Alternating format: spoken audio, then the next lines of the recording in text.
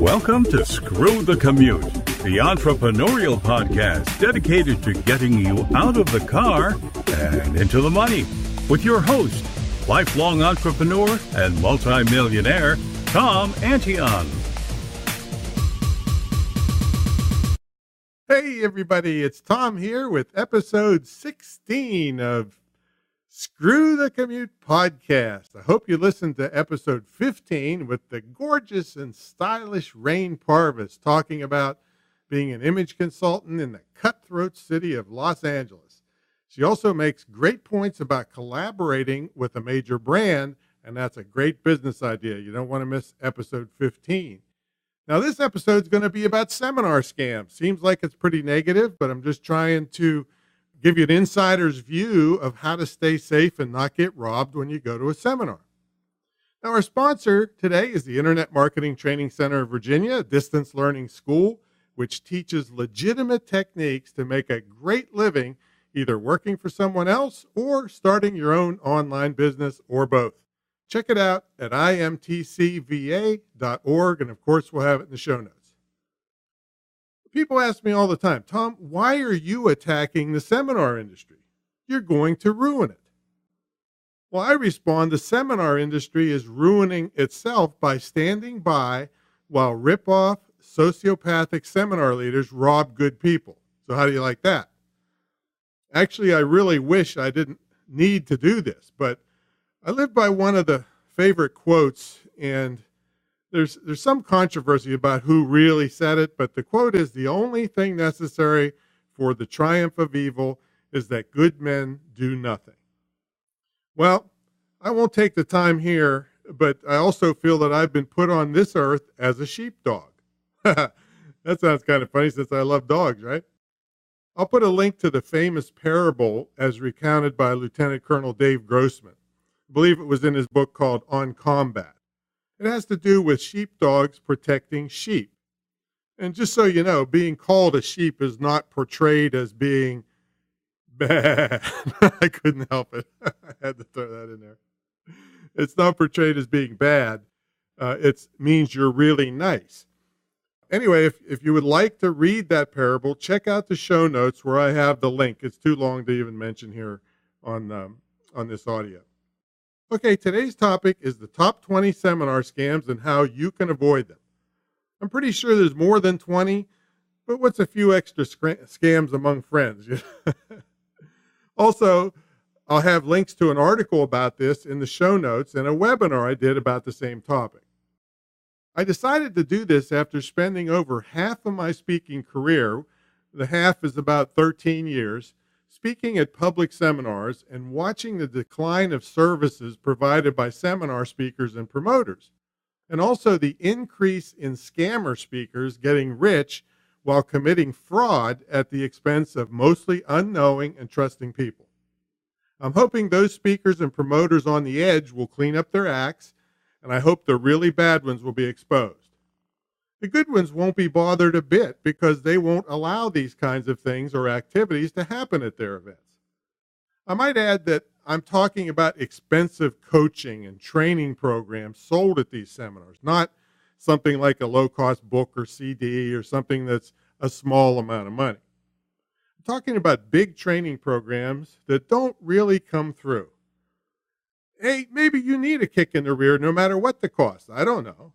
The reason this is such a tough subject is that even some of the worst rip-off events can be an exhilarating shot in the arm or kick in the butt, in some cases, for people to improve themselves. And I'm all for that. What I'm totally against is the manipulation of people solely for financial gain and the devastating letdowns that occur after the seminars. Many of the presentations at seminars are good, but they're incomplete. Mine are included in that. I mean, many seminars provide fairly good information on the front end, but it's incomplete. This is totally understandable, really, because it's naive to think you can learn what the speaker knows in a 90-minute session or even all day or even 3 or 4 days. The problem comes when these high-priced coaching programs just don't deliver. They're sold at these events, and you're promised the moon and the secrets behind the secrets, but they only deliver pitch after pitch for more training that leads you down a financial rabbit hole. This is no good. They also create a lot of fake excitement and use tricks to get you to buy overpriced stuff. Once you get out of this artificially created excitement, and frequently I'd call it mass hysteria, the harsh reality sets in.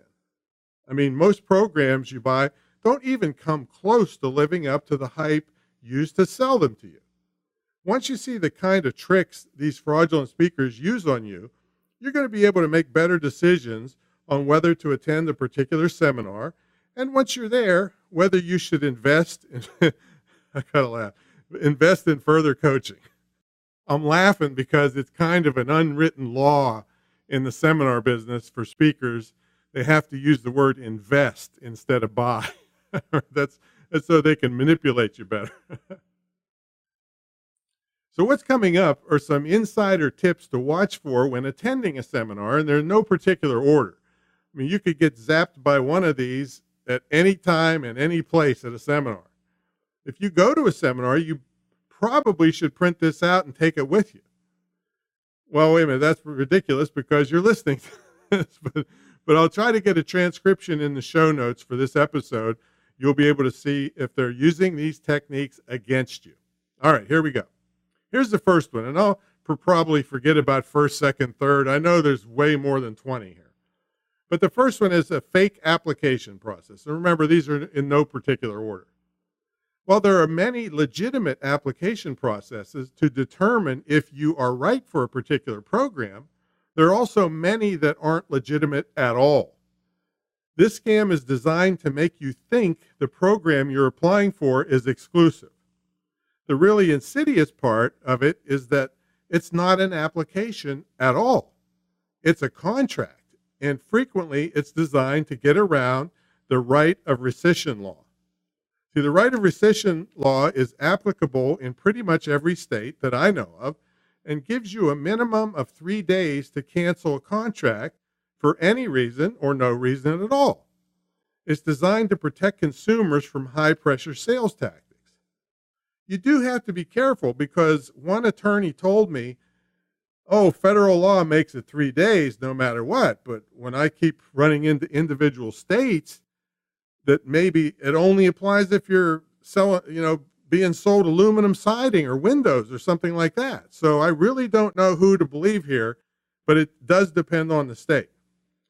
Anyway, it's supposed to give you 3 days to cancel a contract for any reason or no reason.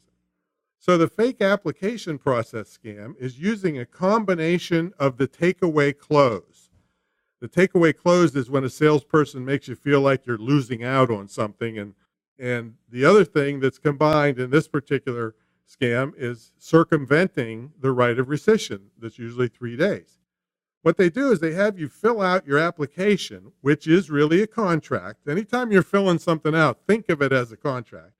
And they tell you that you will be notified later if you got in. Of course, they notify you that you've been accepted. And by the way, everyone with money is accepted. and they make sure they notify you past the 3-day right of rescission mark so that you have no right for a refund. So what should you do? Well, don't put your credit card number on one of these applications. If it's legitimate, the seminar speaker will review your application, discuss it with you, and make a real appraisal of your chances of success. If you accepted the deal, you would then put on that contract the date you decided to proceed. This would still give you 3 days minimum to change your mind. Now, I'm not giving you legal advice here, so you always check with your own attorney, and it all depends on what state you're in. So make sure if you're flying to a seminar, you might want to check with an attorney in that area. Watch out for the speaker who refuses to discuss this with you and claims the deal is only good right now. They might say they have to leave and catch a plane and they don't have time to discuss your participation. Those speakers should be highly suspect. Remember, they want to stretch things out past 3 days. A good trick is to put the credit card number on the application, but purposely mess up a couple of the numbers and then watch what happens. A legitimate speaker wouldn't even notice this because they would not have run your credit card until after you were accepted by them and you accepted the deal after talking to them. If they run the credit card before talking to you about your acceptance, then what you signed was a contract and not an application. And by putting the fake numbers on there, somebody is going to contact you saying, oh, your credit card was declined. Well, there's your red flags that say, wow, you didn't even talk to me. I thought this was an application. So watch out for that. All right. Next is Fake Marketer of the Year. These programs can be totally legitimate. They can require a lot of work. They can have a legitimate judging system, or they can be a Broadway quality play designed to set you up for a financial kill. The way it works is that the seminar promoter handpicks people to compete for the prize. And I have quotation marks in the air around the word compete. The contestants all get in front of the crowd and praise the promoter to high heaven for their successes. Their praise is almost always from taking one of the promoter's high-priced coaching programs. Of course, all of this is supposed to be social proof and send a message to the people in the crowd that they can have the same success if they just signed up for the promoter's high-priced coaching program. I have a report on file of an unknowing participant in one of these Marketer of the Year programs where he refused to play along and brag up a program that wasn't even responsible for his success. He was cussed out, blackballed, and one of his ideas was stolen. You have to take these Marketer of the Year programs with a massive grain of salt, or maybe I should say block of salt. All right. The next thing is celebrity hype. This can get you ripped off at a seminar if you get sucked in by celebrity stuff. You know, I know people love celebrities. You might say our culture is celebrity obsessed.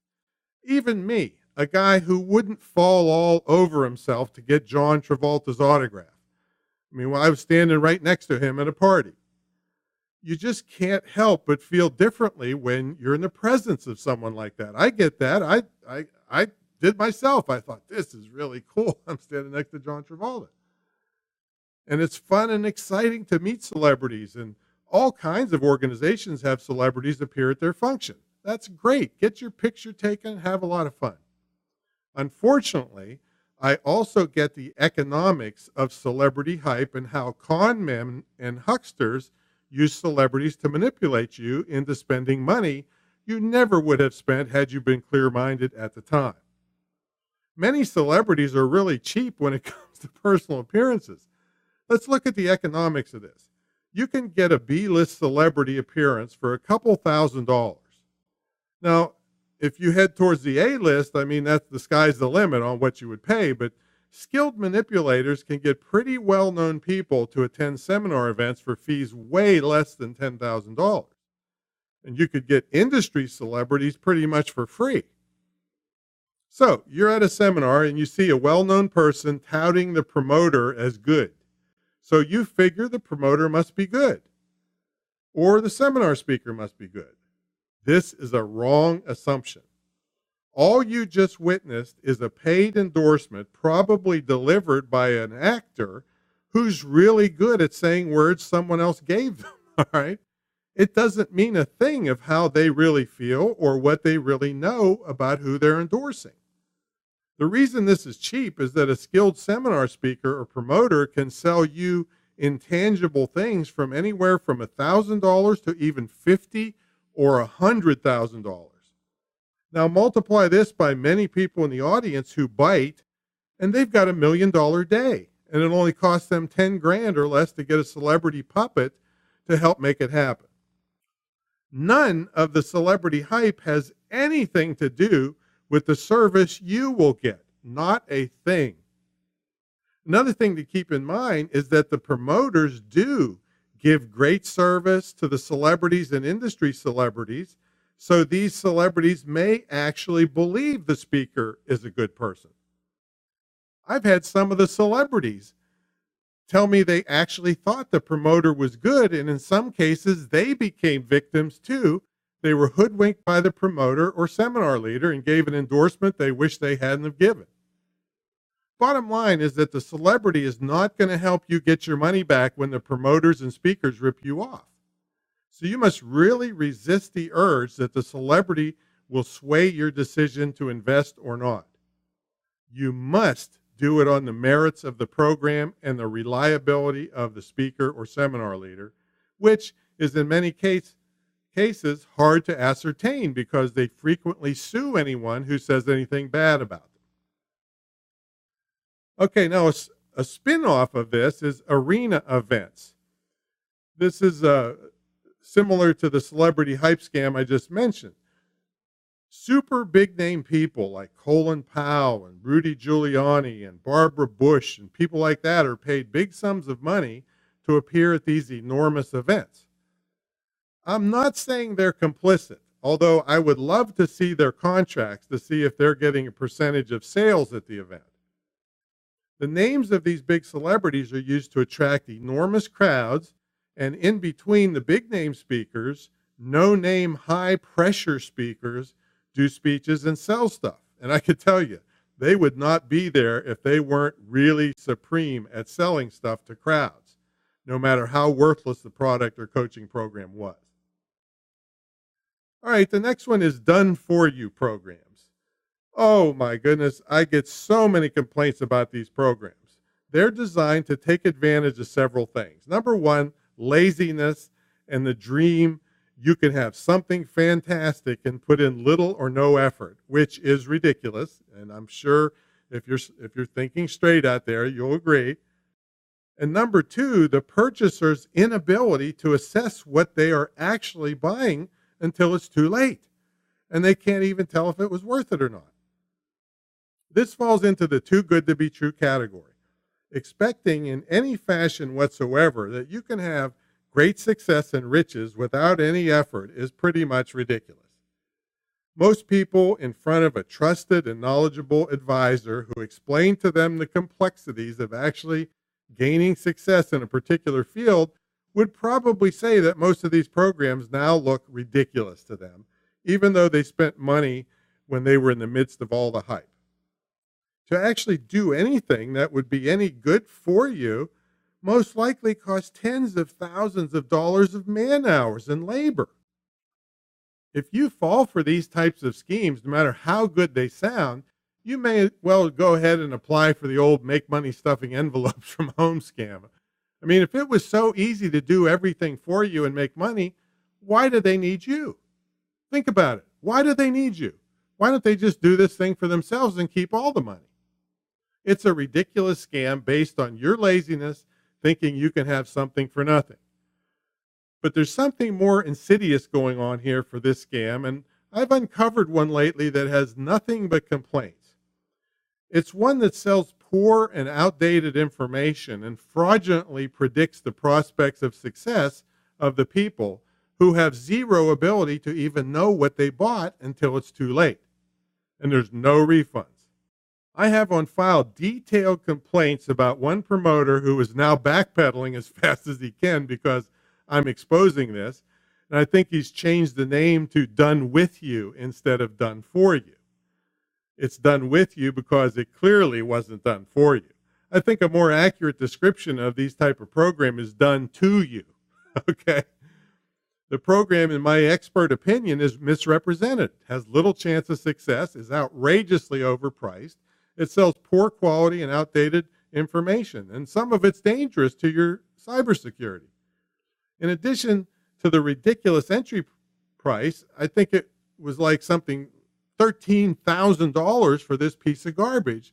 They even had the nerve to charge you a monthly fee to maintain the garbage dump they helped to create. I mean, this is just ridiculous.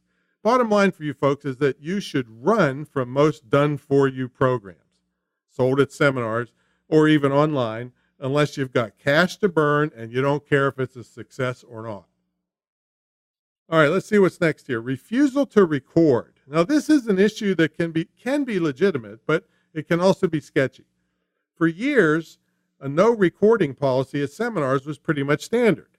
However, times have changed. Many large companies are even ignoring copyright violations because on YouTube, because they kind of get the idea that they're getting more publicity by looking the other way than by crushing a fan with the threat of a lawsuit, who will then spread the word that how rotten they are.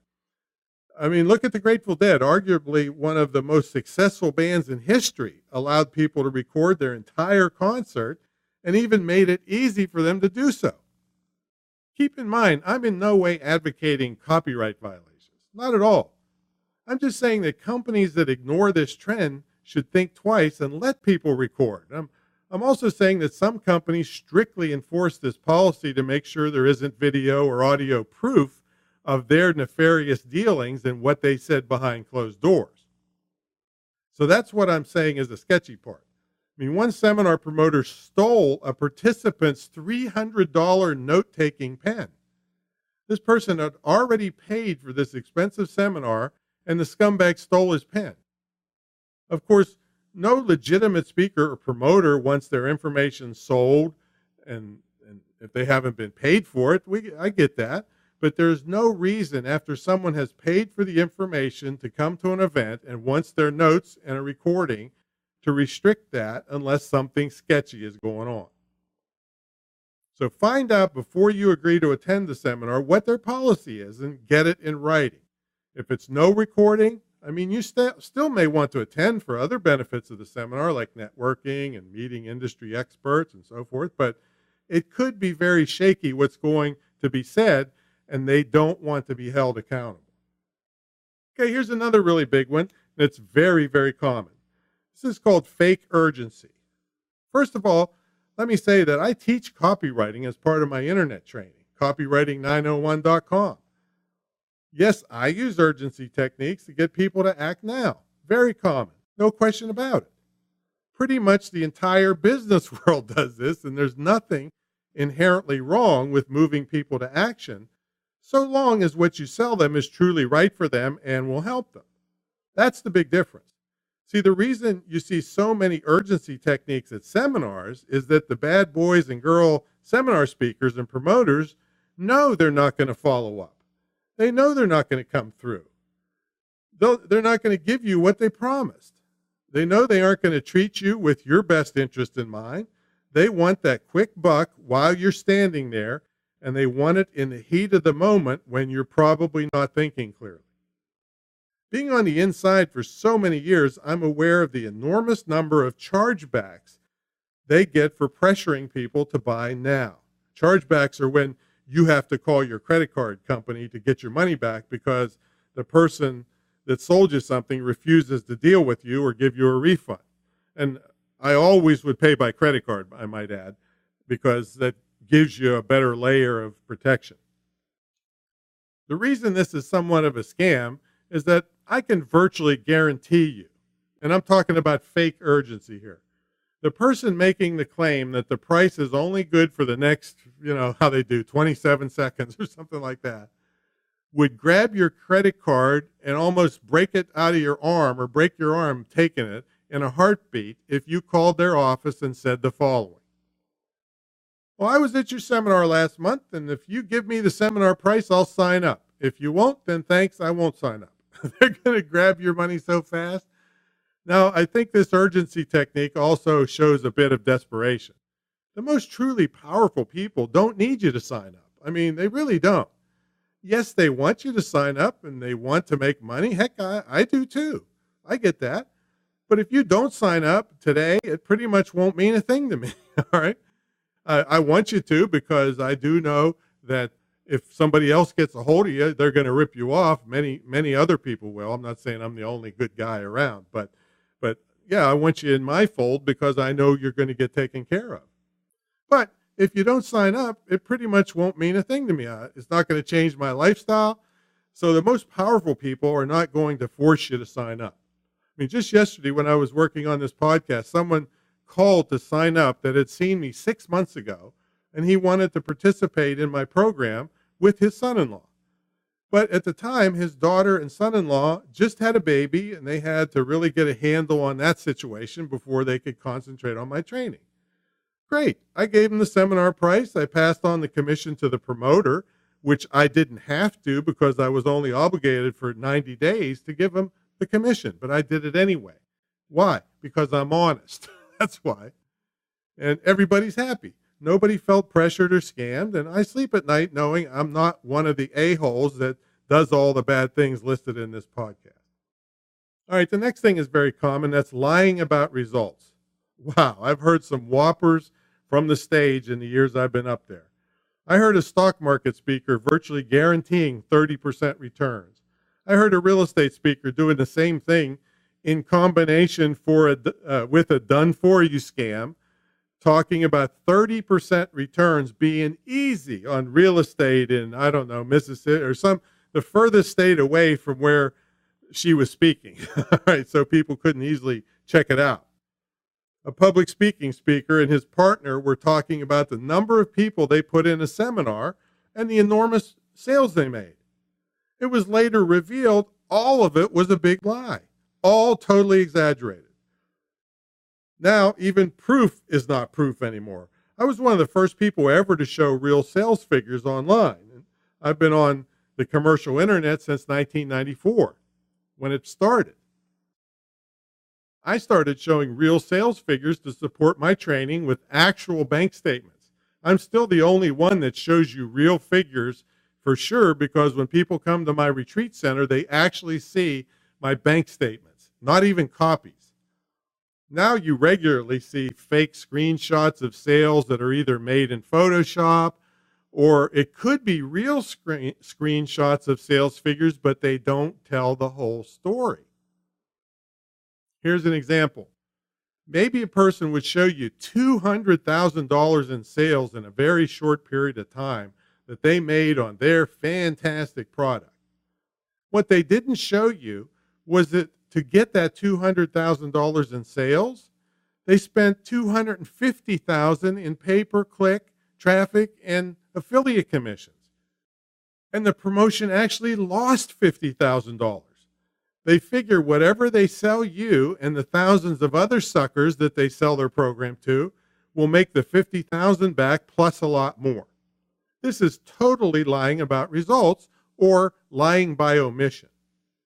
Now, if I had to average it out over the many years that I've been speaking and seen people BS on stage, it would be as safe to say you could divide whatever they say by 10 and be closer to the truth than what they're saying up there.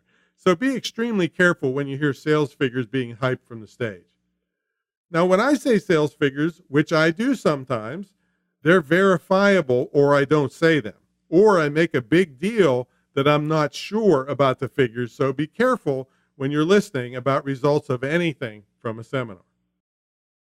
All right, the next thing is misrepresentation. It takes many forms.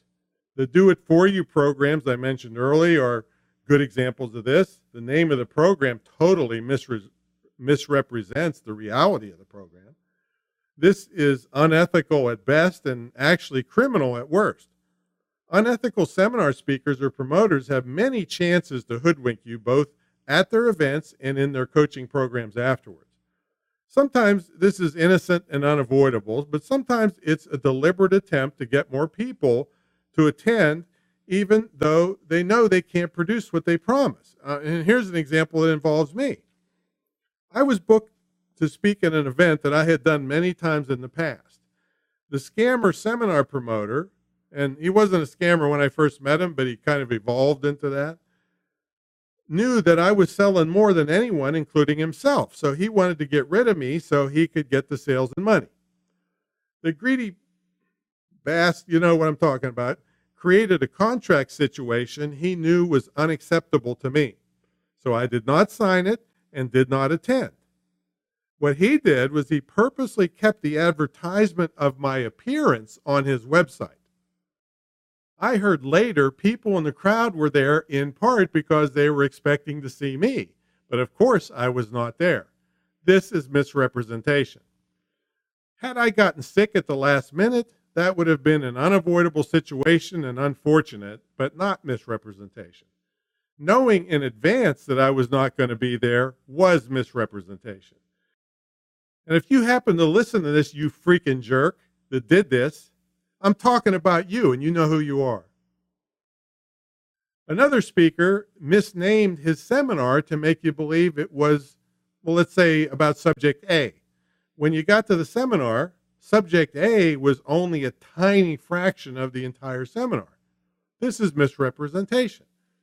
When it comes to taking training from any of these people, make sure every single thing is spelled out. The scammer people have many weasel clauses which are totally in their favor. For instance, a one-on-one training day with the coach. Well, that sounds pretty easy to understand, doesn't it? Well, not really. The unscrupulous coach could mean it's a 4-hour day, and you think it's an 8-hour full day. Also, what time of day is it? Does it include lunch breaks and all those kinds of things? There's plenty of weasel clauses they use if the unscrupulous coach reschedules your appointment and causes you damages. Well, who pays the change of airfare? You put time aside and potentially missed work and other opportunities. Was it fair for the coach to be able to reschedule but not the participant? I mean, what are the guidelines for advance notice for rescheduling? You need to spell out what will be done during the day. If the coach spends the entire day bragging about his own accomplishments or her own, which I hear about some scumbag doing that all the time and ignoring your business, well, that's not acceptable. That's misrepresentation. I could go on for months on this one scam, but bottom line here is at least get everything in writing and make sure everything is defined and clear. The sad thing is that even clear agreements are only as good as the people signing them. If the speaker is out of state, I can assure you the agreement says you have to go there to sue him or her. Plus, these speakers usually have scumbag lawyers who can eat you up and threaten to sue you. How about that? All right, next section is shills. Now, I really can't say it any better than this, so I'm going to read the definition of a shill from Wikipedia. And thanks to Wikipedia for writing this. A shill or plant, that's an AKA plant, is a person who helps another person or organization to sell goods or services without disclosing that he or she has a close relationship with the seller. This is similar to the Fake Marketer of the Year contest I mentioned earlier. The shill pretends to have no association with the seller or group and gives onlookers the impression that he or she is an enthusiastic, independent customer. The person or group that hires the shill is using what's called crowd psychology to encourage other onlookers or audience members who are unaware of the setup to purchase the goods and services. Shills are often employed by confidence artists, aka con artists. So you got to watch out for that. You got to really find out if somebody's being sincere or not, and that's really difficult, I'll tell you. All right, here's another one that's very common. It's called theft by conversion. This is a criminal thing. Some of these things are not technically criminal. Probably you would have grounds for a civil suit, but this one is definitely criminal. All right, just to explain the idea in layman's terms, because I'm definitely not trying to give you legal advice here, but let's say you lend your car to someone. Well, they obtained it legally because you lent it to them. Now, if they never bring it back, in other words, they converted it to their own property, which is the same thing as saying they stole it, well, that's theft. The idea as it relates to business coaches is that someone, let's say, accepts a contract to coach you on your business idea or tells you they can take your business to the next level. Then they get all the information about your idea or business from you legally because you gave it to them. But then they take the idea and use it for their own gain. That's theft. That's theft by conversion. They converted it to their own property. So I've had 2 complaints like this in the last month about the same seminar promoter. So I highly suggest you make the coach sign a non-disclosure agreement that has some real teeth in it put in there by a good lawyer that's looking out for your interest. Now, I will tell you that there are legitimate reasons why a highly successful coach may decline to sign one. That would be me included. The coach may have had the idea himself, or someone he collaborated with before, or some prior student, and then you come along and claim he stole it from you. Well, that's not really fair to the coach. However, their reluctance should make you rethink the entire agreement and whether this coach is right for you or not. Now, here's a bonus tip for you. Always make notes of what people say to you at the time they said it. Don't wait. See, if you ever end up in court, and again, I'm not giving you legal advice. This is just common sense advice that could help you in the future. If you ever end up in court, you have a much better chance of getting your notes admitted if they were created at the time of the event. You don't want to wait. If you wait a year later and then try to recreate in your mind what was said, that's iffy at best and most likely has less credibility with judges and juries if the notes are even admissible at all. So it's not a bad idea to ask the coach or seminar speaker to sign your notes, that he or she agrees to what you said and what's in the note. It's really fun to watch the ripoff squirm out of that one. And it's also a good idea for you to tell someone else what happened. Recording it on audio and video is even better, but make sure there's awareness of the recording. If you're recording somebody, and it's in accordance with whatever applicable laws are in that state. It varies depending on where you are, so be careful when you're recording people. All right, that's theft by conversion. Next is fake testimonials. That's selling and trading and providing fake testimonials. These are highly unethical practices. And now the Federal Trade Commission ruling from December 2010 makes it probably illegal. Now, I understand that paid endorsements have been common for a long time, and quid pro quo, or you scratch my back and I'll scratch yours, testimonials have been common for a long time. I also understand that these testimonials have hurt many people by convincing them something was good when it actually wasn't. I've kicked people out of my mentor program for using fake testimonials in their sales letters. Why do you think the Federal Trade Commission came down so hard in December of 2010 on their endorsements ruling? Well, the answer is that fake and paid endorsements have done a lot of damage to people, and now you can go online and look for the Federal Trade Commission December 2010 third-party endorsement ruling. That's a mouthful, right? But there will be other people that will give you a simplified language of what it really means to you. Anyway, go look it up when you get a chance. And maybe we can get a link to it in the show notes. All right, so how does this apply? Well, I know a case where a person had a bunch of affiliates, and I'm using the term person benevolently. He was more of a scumbag. But anyway, he had a bunch of affiliates, and he forced his affiliates to take down all their affiliate promotions and threatened to sue them if they didn't.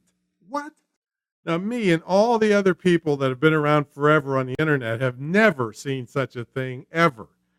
If you sold out of your product, you'd leave all the promotions up and brag about that it's sold out. Better luck next time, folks. But this person had all the affiliates take down all their reviews and all their affiliate stuff to promote the product. Now, if I was called as an expert witness, let's say in a case like this, I would have surmised that most or all of the endorsements the scumbag fed to his affiliates to put out on the internet were fake. He figures there was way too much evidence out there on the web that he provided fake reviews, and he had his affiliates flooding the internet with them. This is called destroying evidence, maybe obstruction of justice. Another legal term called spoliation of evidence. But these are the kinds of things that fake testimonials will get you. You'll get scrutiny for making stuff up, and it will kill your credibility, especially when somebody like me is out there looking for it. You'll know you are in the middle of a fake testimonial scam if you are in a training session and people that don't know each other are giving each other video testimonials. This is as unethical as it gets and probably illegal now. It's okay to practice giving testimonials so that when you give a real one, you look credible. But in most cases, people will use these in real situations, which crosses the line. Teaching someone to do such a thing exhibits a total lack of conscience and ethics, and also it's going to hurt a lot of people down the line. Maybe it might help them sell something in the short run, but when they're found out and they're being fraudulent, their credibility is shot and they could get criminally prosecuted for it.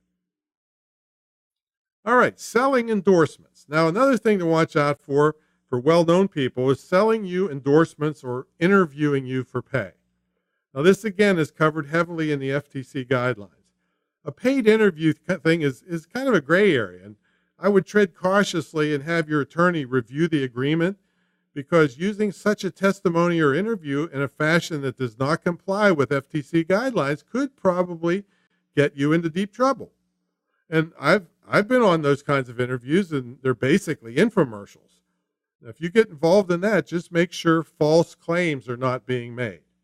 So watch out for the hucksters selling these things and taking advantage of their status. Do it right, as the FTC guidelines say, or don't do it at all. All right, next thing is networking promises.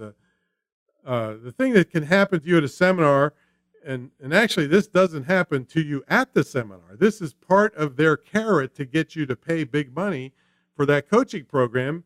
They're going to introduce you to a bunch of people. That's what they claim. So this is a tactic seminar speakers or promoters will pull on you throughout the event. They show pictures of celebrities and industry luminaries, and they really put on a show to prove to you how connected they are, even though they simply paid big bucks to get their picture taken with Magic Johnson or somebody, some other big name celebrity. But throughout the event, they insinuate by joining their expensive programs, you're going to meet many important people, and not necessarily the ones they've been parading in front of you. That's what you got to keep in mind. This is hard to prosecute because all someone has to do is say to an industry expert, "This is Carol." and technically, they introduced you. See, most of the scammers don't even bother introducing you to anyone because they know you'll probably never complain about it. Networking promises are just one of the things they screw you on, and probably not the biggest one, but it's done very often, so you must be wary of networking promises because most of the time it's a scam. You could most likely meet those people just by learning how to approach them by buying a networking book. Next is refund policies.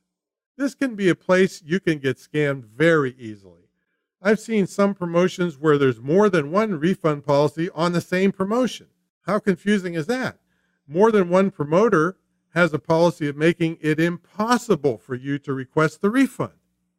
So when you're trying to get a refund from any company for any product, right from the first attempt, start documenting what you did. This will give your credit card company pretty much no choice but to prevail in your favor if the company that you're trying to get the refund from is non-responsive. I mean, this would most likely supersede anything you've agreed to because you tried to get to them and nobody would respond to you. Credit card companies would, again, I can't give you legal advice, but the more you can document everything, the more credible you look and the more chance you're going to have them ruling in your favor. For instance, let's say you bought a CD set and it had a 30-day refund policy. Make sure you get the refund policy in writing. Let's say you listen to the CDs and you don't like them at all. You email the vendor to request a refund. You get no response. You call the vendor and get no response.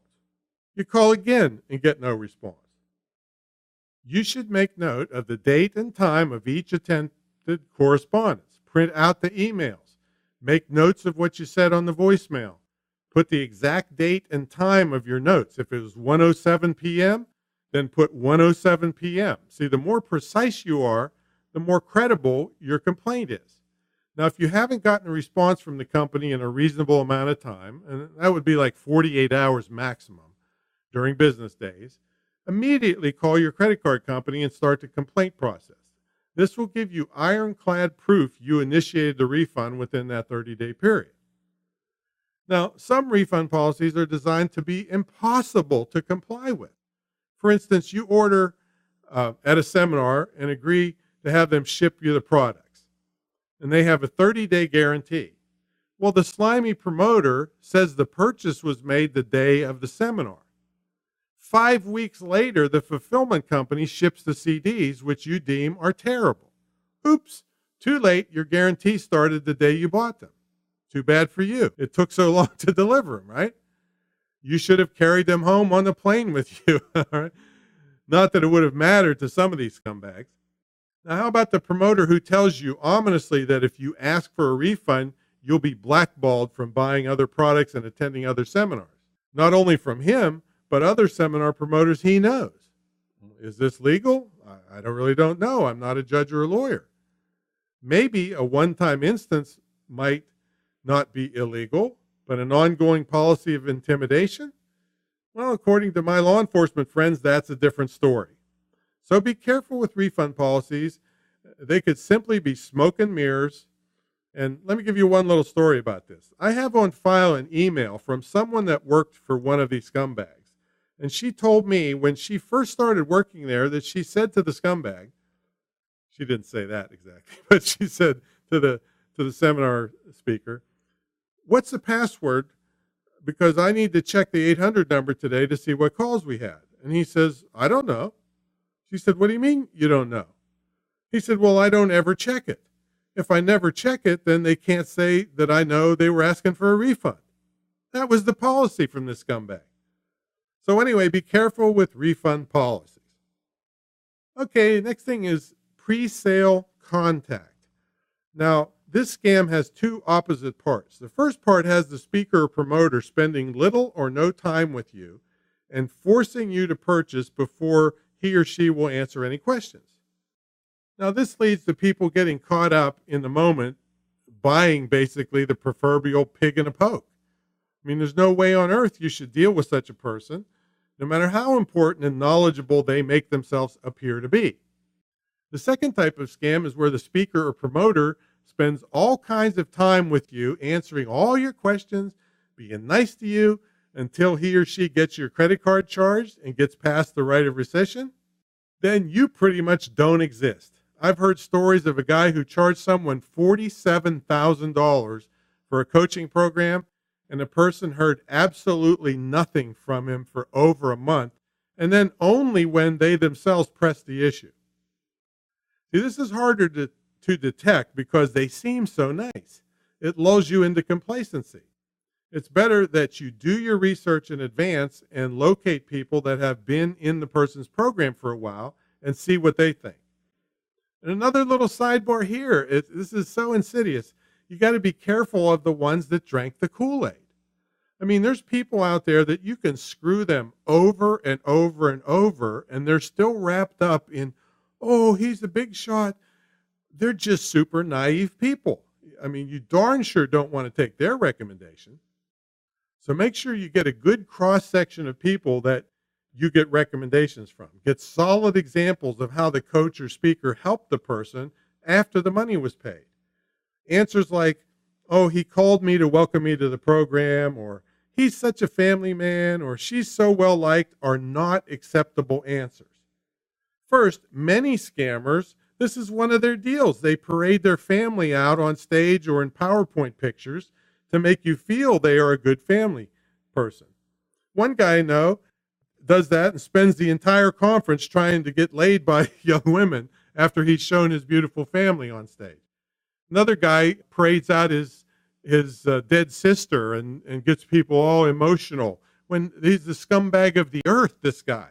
So you want answers like, he helped me develop my idea. She showed me how to create my first information product. He called me back on a Saturday when I had an emergency situation. You want results and action-based answers, not just feel-good answers about a speaker or seminar leader. Remember, you paid for help on your problems, not to be around someone who appears to be well-liked. All right, our next scam is fake access. This is where the bad speakers or promoters use slick language to pretend to be available to you when they're really not. My favorite one ever is when I heard a female speaker say, this is exactly what she said, and I might add, this was the biggest, slickest double talk BS I have heard recently, or almost ever. Here's what she said. I'm sitting in the back of the room, hardly believing my ears, and watching the crowd go, ooh, ah. Here's what she said. You have unlimited one-on-one time with me via teleseminar. What? This is totally ludicrous. I know her, and I know she does not do one-on-one anything. So why is this ludicrous? Well, there's so many ways. Let's break this down. Well, first, unlimited means as much as you want, right? Well, in this case, it means only when she has a teleseminar and only for the length of the teleseminar. So it's not in any way or even close to being unlimited. All right. Next thing, one-on-one doesn't make sense either. When it's combined with the word teleseminar, a teleseminar means many people are on the line at once to talk to her. Or usually it's just to listen because there's too many people, you can't hardly talk back. So her program was neither unlimited or one-on-one. This would qualify, I would say, for the Fraudulent Double Talk Hall of Fame. Okay? I mean, for an audience member, maybe you, that gets caught up in the heat of the moment, it would sound like, oh, you have unlimited one-on-one time with the speaker, which in this case was definitely not true. So before you go with any coaching program, get it in writing. Exactly how much actual, not fake, one-on-one time do you get with the coach? If you see any double talk weasel clauses in the agreement, don't join the program. If the speaker or promoter clearly lets you know up front that contact is via email, web, or teleseminar, hey, I'm okay with that. Great. If that satisfies you and you don't need or you aren't willing to pay extra for one-on-one, perfect. I got no problem with that. Just don't get hoodwinked by buying one-on-one time that doesn't exist. Again, and I want to be extremely clear, and I want you to get everything in writing. If you're supposed to have one-on-one time in person, exactly how many hours are included? Is everything geared to helping you with your business? Who pays for the meals? How many breaks? I can assure you slimy speakers will find a way to get around what's in your agreement. But having it in writing puts them on notice that you know what you're purchasing and you expect it to be fulfilled. Now, the next thing is what I call super titanium, platinum, gold, silver, diamond, emerald packages. I mentioned only coaching packages speakers promoted because much of it has to do with access to that person, right? So what they do is they say, okay, the basic package includes X, Y, and Z, let's say. And the super duper packages are just more access to the guru. Of course, for scammer coaches, the access never happens or doesn't quite happen, but you still bought and paid for the most expensive package.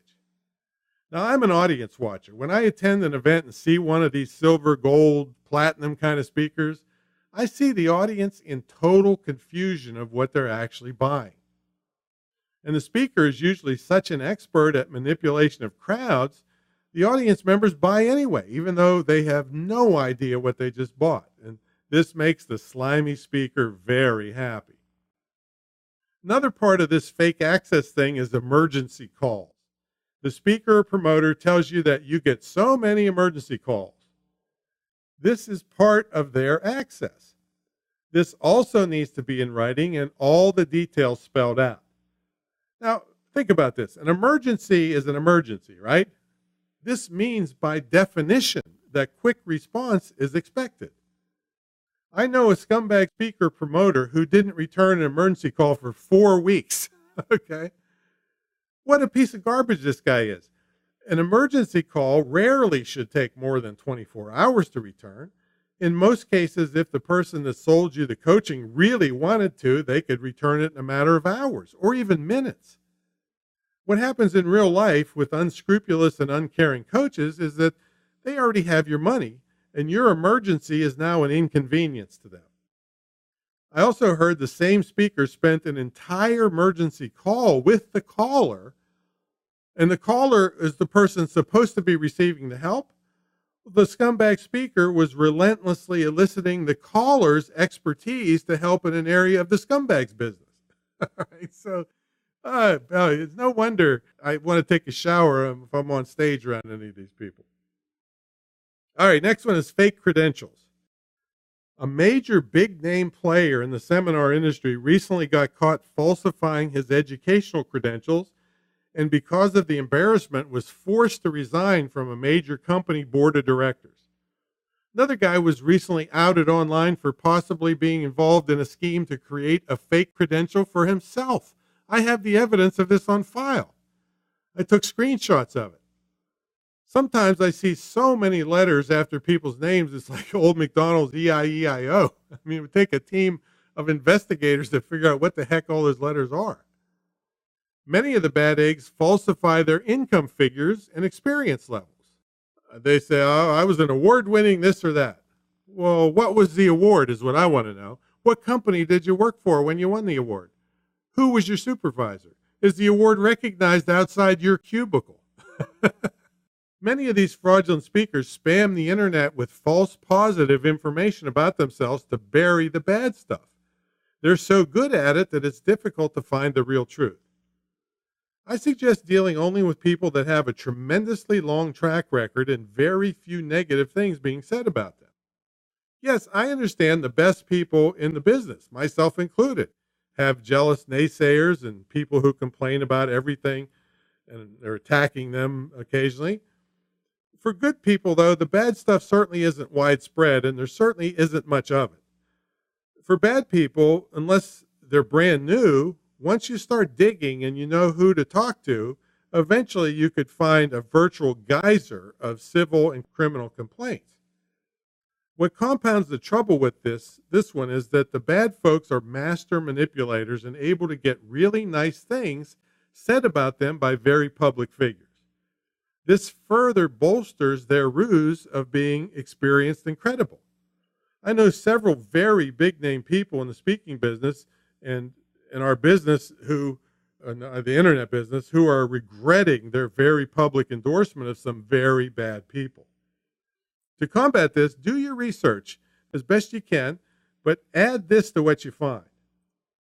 If they are known to, or you see them participating in many of the other scams outlined in this episode, steer very clear. You could be the next victim. All right, here's another one that's going around like crazy. It's fake mastermind sessions.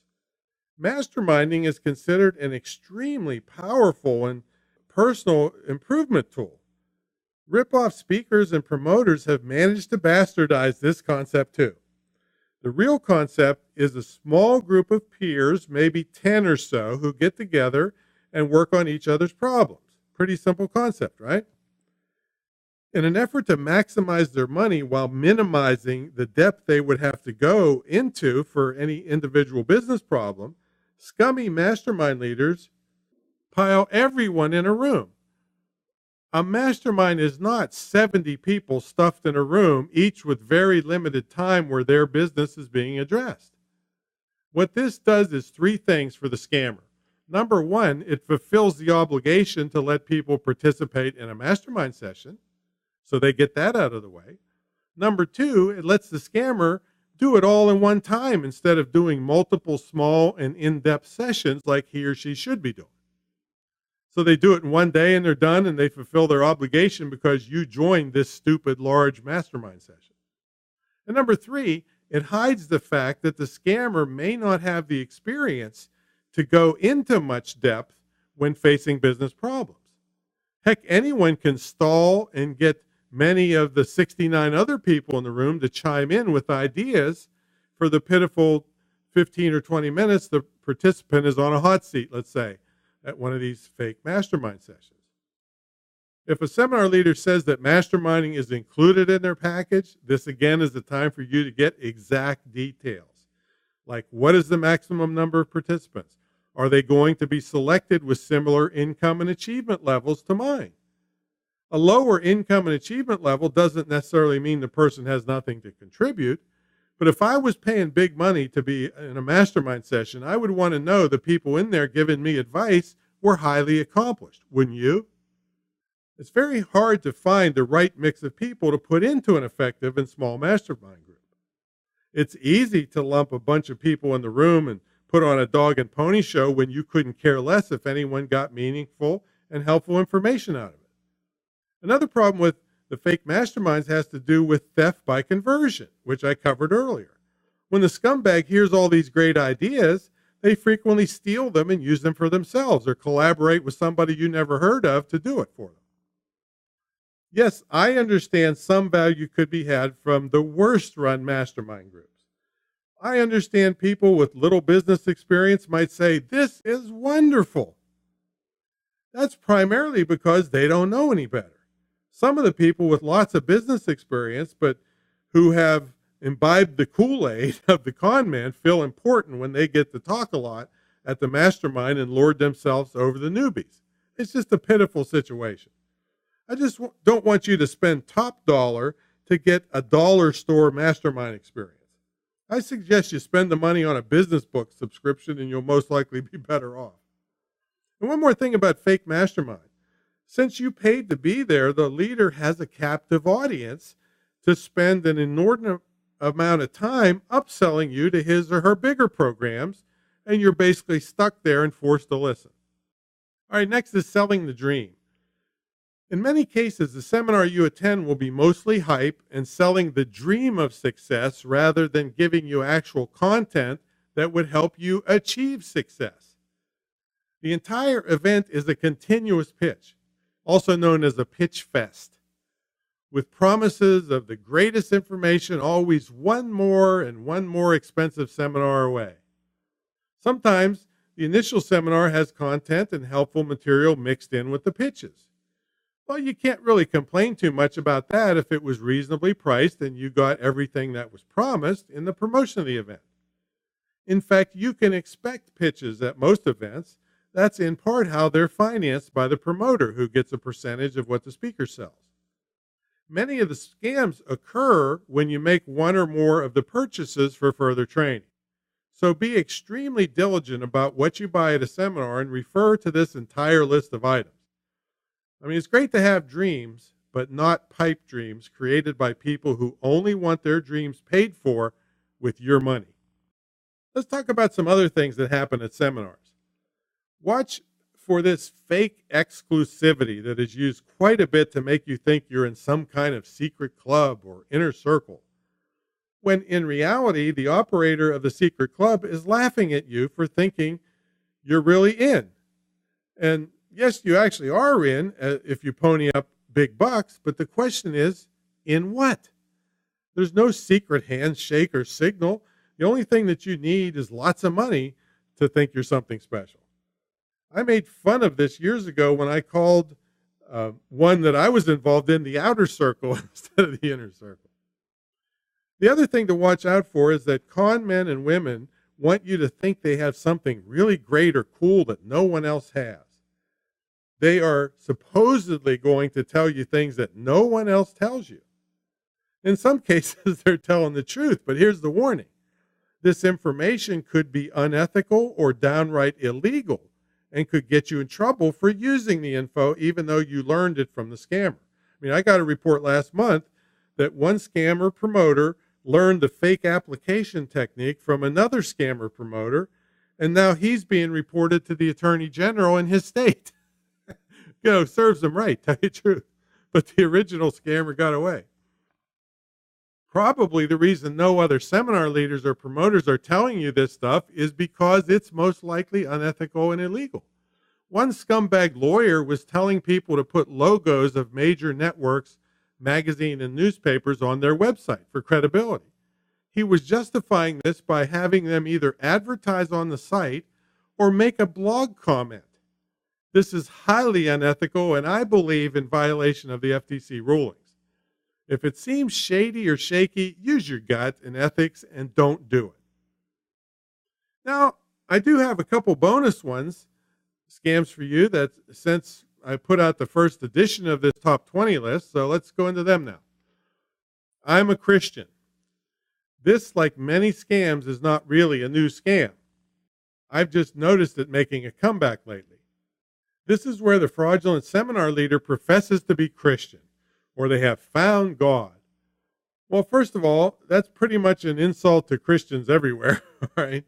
Secondly, I doubt if God is cool with it, especially since the technique is being used to try to cover up past bad behavior and to set the audience members up for, I'd say, a crucifixion of sorts.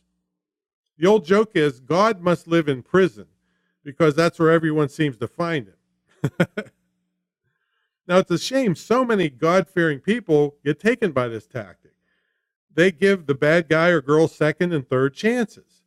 I'll tell you why it's a bad idea. Giving a sociopathic speaker a second chance is like letting them chop off your hand and then you using your other hand to help him sharpen his blade so he can cut off that hand.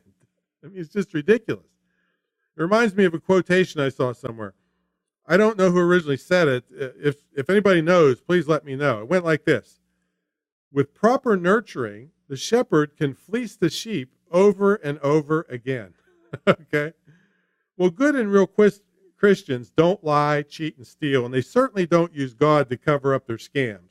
So watch out for the Christian scam. Also, next one is live demonstrations. This is where the seminar leader pretends to do something totally spontaneously to show how easy it is to do what he's trying to sell you. Here's an example. One scammer, and who I might add is being protected by his well-known scumbag lawyer, pretends to start a website and make online sales during the course of a 90-minute speech, or some kind of variation of that. The reports I've been getting are that everything was planned and set up carefully in advance without the audience's knowledge. It's kind of like a magic trick. The same seminar leader did the exact same thing with the exact same website at another event. Well, yeah, that's really spontaneous then, isn't it, right? Well, a magic trick is a magic trick. Doing this is fraud. Whoever told me about this, if you listen to this, please remind me so I can get all the details of what they did so I can be more accurate in my reporting of it. But this is how sociopaths think.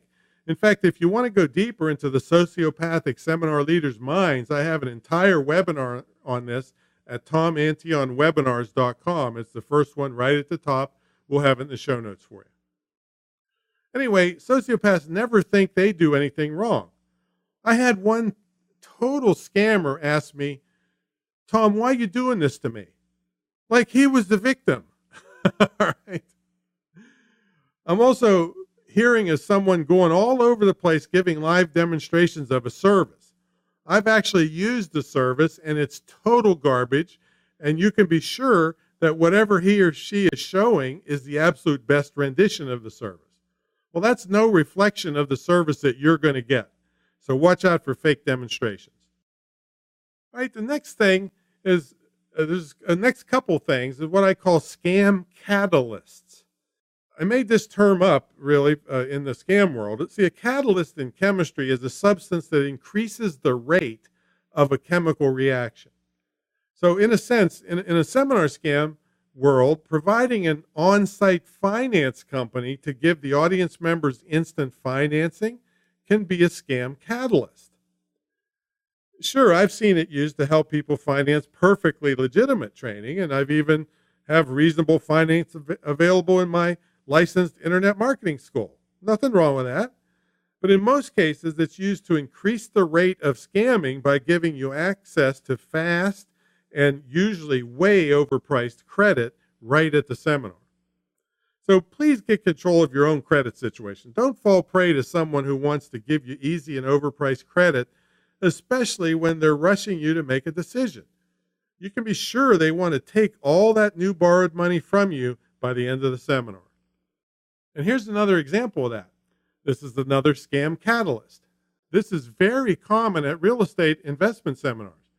At the beginning of the seminar, they teach you how important it is to be able to get money quickly. They also teach you how to call your credit card company and get the limits raised on your credit card, sometimes as high as $100,000. Many of them even give you a script that tells you exactly what to say, and if you're not really smooth on the phone, some of them will call and pretend to be you. This is all done during the first part of the day of the seminar. Conveniently for the seminar promoter, you now have plenty of credit on your credit card to buy their high-priced and mostly worthless training.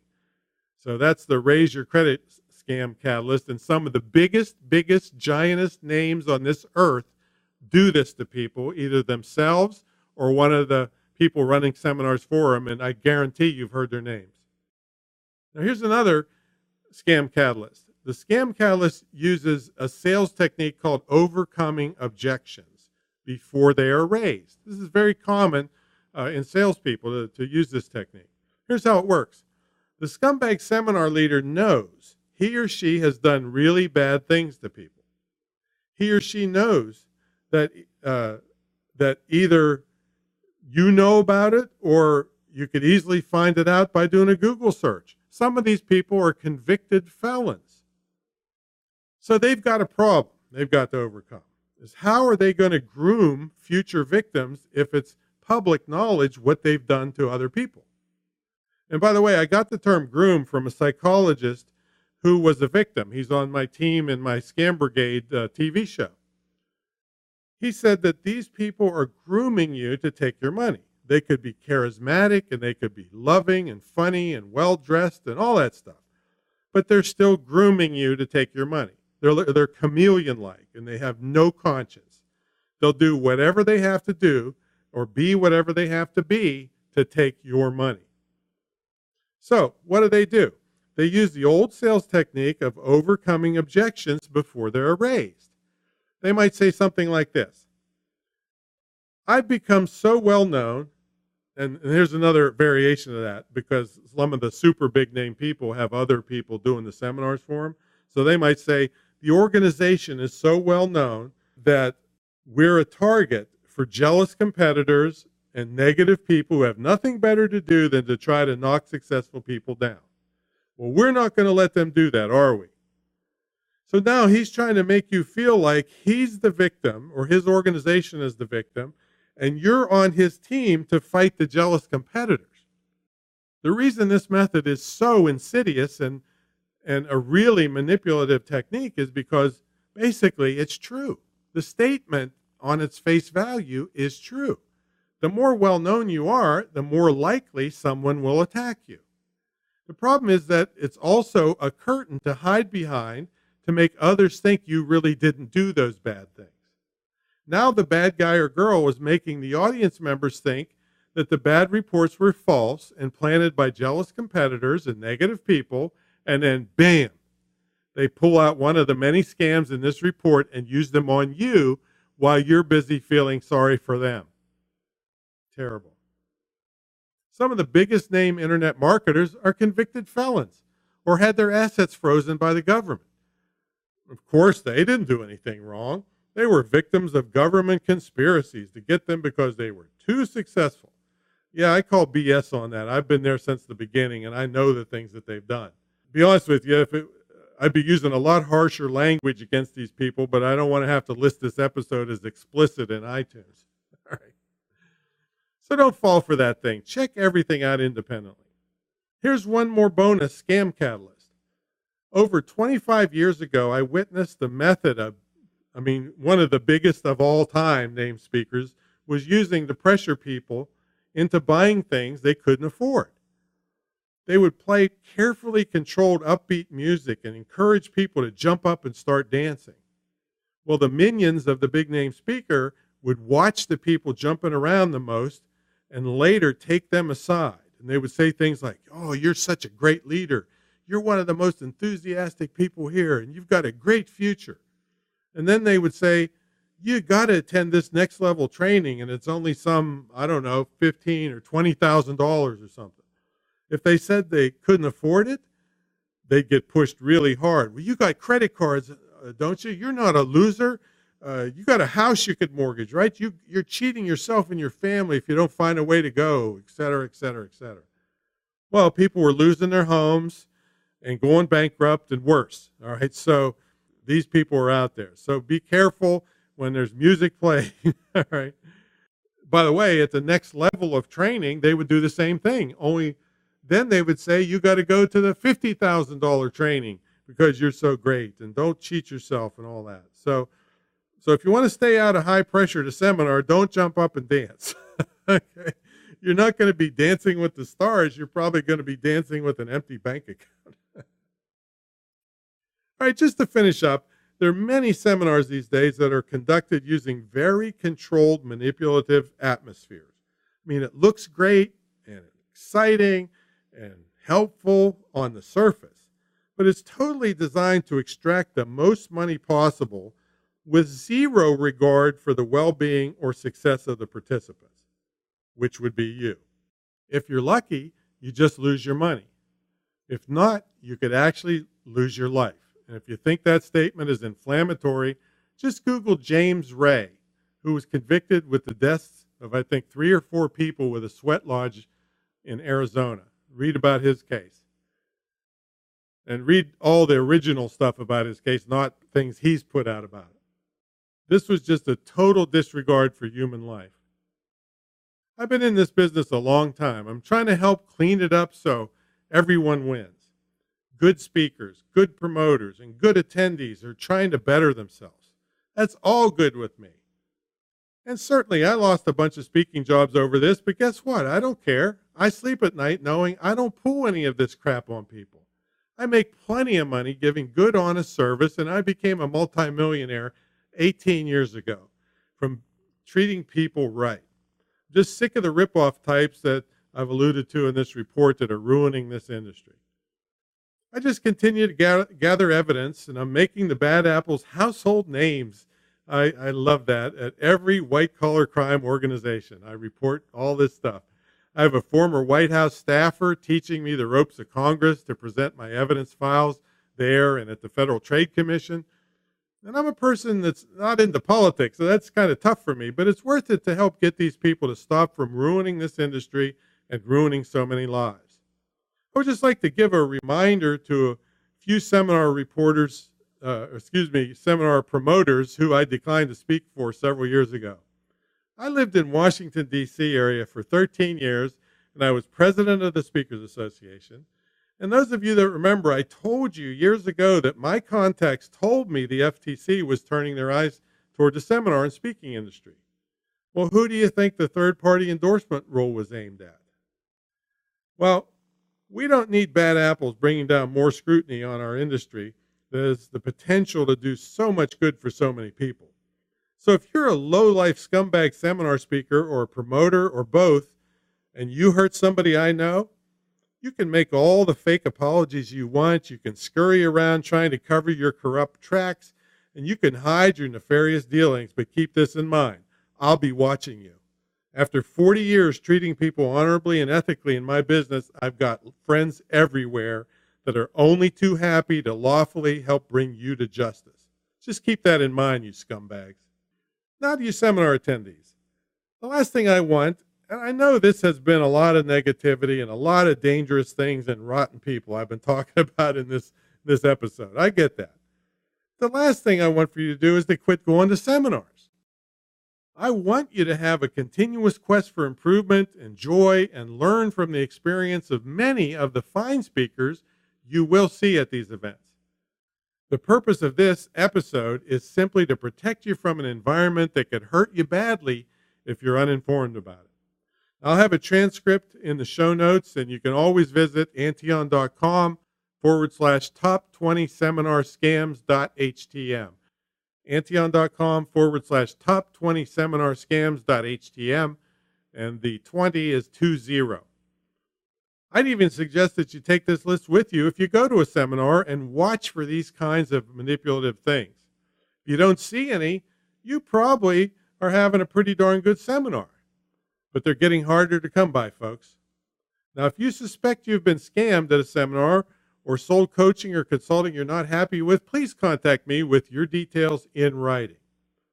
I'll put it in my evidence file, but I really hope you use this information and keep out of those terrible situations. I also have the show notes at screwthecommute.com. And also, I'm going to put in there ways you can complain and places to complain. So go out there, have a quest for knowledge, but be safe. I hope this keeps you from ever being taken by an unscrupulous seminar leader. And I also don't want you to get robbed in you or your family's higher education. So be sure to watch the higher education webinar at screwthecommute.com.